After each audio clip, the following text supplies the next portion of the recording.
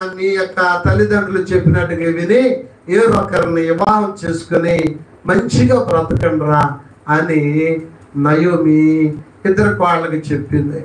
ఇద్దరు కోళ్ళు ఫస్ట్ అన్నారు, లేదు అత్తగారు, మీతో పాటుగా మేము కూడా వస్తాము, మీరు వెళ్ళే దేవుని దగ్గరికి మేము కూడా వస్తాము అని ఇద్దరు కూడా చెప్పిన మాటలు మనకు కనపడుతూ ఉంటాయి.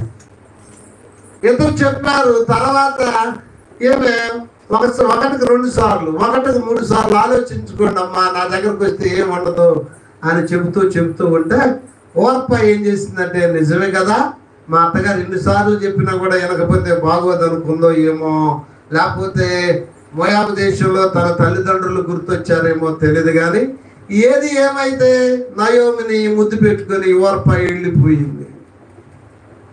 తర్వాత నీ సోదరి నీ అక్క వెళ్ళిపోతుంది కదా అమ్మా, నువ్వు కూడా వెళ్ళిపోతల్లి అని రూతుతో ఎన్నో విధాలుగా చెప్పినా ఆమె వినలేదు. 16 వచ్చిన మనం చదివిన భాగంలో ఆమె అంటదే, రూత్ అంటదే, నా వెంబడి రావద్దనియో, నన్ను విడిచి పెట్టమనియో నన్ను అసలు బ్రతిలాడుతుందట. ఈ రోజుల్లో బ్రతిలాడతారు. ఏ అత్తను బ్రతిలేదమ్మా, ఈ ముద్ద తిన్నాం, ఈ మొక్క తింటాడు బ్రతిలాడితే కోడలైనా అత్త. ఒకవేళ భార్య భర్తలు తెచ్చుకునేది బిర్యానీ తింటుంటాడు, నాకెందుకు పెడతావు బిర్యానీ అని అనేవాళ్ళు మనం చూస్తాం. అందరూ అలా ఉండరు, కొంతమంది ఉంటారు, ఎప్పుడు తగాదికే చూస్తారు. మరి వాళ్ళు కొత్త పెళ్ళేది లేదు, తెచ్చుకుని తింటున్నారులే అనుకోరు కొంతమంది. కానీ ఈ అత్త చూడండి ఎలాంటి అత్త, నేను ముసలిదైనా ఉన్నా పడుసు అమ్మాయి నా వెంబడి వస్తుంది, వాళ్ళు అన్ని ఉపయోగించుకోవచ్చులే, నాకు అన్ని పనులు చేసి పెట్టింది అని స్వార్థంగా పోలేదు. స్వార్థ పనులు ఉంటారు చాలా మంది, స్వార్థ పనులు. నా జీవితం నాశనం అయిందిలే, వాళ్ళ జీవితం కూడా నాశనం అవ్వాలి అని కొంతమంది ఉంటారు.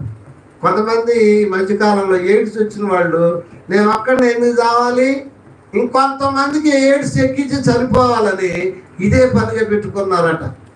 ఎయిడ్స్ వచ్చింది చెప్పరు ఇక బయటికి, వాళ్ళు కూడా ఎయిడ్స్ రావాలని ఆ యొక్క కుళ్ళు కుతంత్రాలు కొంతమందికి ఉంటాయి మనసు. కానీ అలా కాదు, రూతు నయోమికి ఉన్న మంచి మనసును మనం గమనిస్తే వాళ్ళిద్దరు ఎంతో బ్రతిమలాడినారట. ఇద్దరు కోడళ్ళు వాళ్ళు నేను వస్తామని, కానీ నయోమి కూడా మీరు రావద్దని కూడా బ్రతిమలాడింది.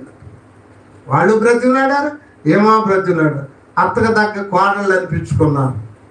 అయితే దేవుని పిల్లరా, దేవుని వాక్యంలో ఉన్న సత్యం ఏంటంటే, రూతు నా వెంబడి రావద్దనియు, నన్ను విడిచిపెట్టమనియు, నన్ను బ్రతిమలాడుకొన వద్దు, నీ వెళ్ళు చోటికి నేనను, నువ్వు ఎక్కడికి వెళ్తే అత్తమ్మా నేను కూడా అక్కడికే వస్తాను, నువ్వు నివసించు చోటే నేను కూడా నివసిస్తానమ్మా, నీ జన్మ ఏదైతే ఉందో అదే నా జన్మ అనుకుంటా, నీ దేవుడు ఏదై ఉంటాడో అదే నా దేవుడు అనుకుంటా, నువ్వు మృతి పొందు దగ్గరే నువ్వు ఆడ చనిపోతే నేను కూడా అక్కడే చనిపోతా. అంతేకాదు ఒకవేళ నిన్ను విడిచిపెట్టాల్సి వస్తే నేను చనిపోతే తప్ప నిన్ను వదిలేది లేదు. హల్లెలూయా. ఏమి నిబంధన, ఈ నిబంధన నీకున్నా దేవునితో ఎలాంటి నిబంధన చేసుకున్న వారికి దేవుడు ఏదైనా ఇస్తాడండి. హల్లెలూయా. ఏదైనా నీ కోసం చేస్తాడు. నాకు జాబ్ వచ్చినప్పుడు, జాబ్ రావాలని అమ్మగారు ఎంతో ప్రార్థన చేసేది. నా తల్లిదండ్రులు కూలి చేసుకునేవారు, తిరువురు వెళ్ళి పని చేసుకుని ఆ కారం కొట్టి డబ్బులు తీసుకుని వచ్చేది. మాకు ఎంతో కష్టపడేవాడు. నన్ను ఆ రోజుల్లో చదివటానికి ఎంతో శ్రమ పడ్డారు. మీ అందరికీ తెలిసింది, కొత్త ఏం కాదు. మరి అలాంటి స్థితిలో దేవుడు మరి నాకు భార్యనిచ్చాడు. ఆమె ఎంతగానో ప్రార్థన పర్వాలు, ఉద్యోగం కోసం ప్రార్థన చేశాను. 2 సార్లు నేను రాలేదు.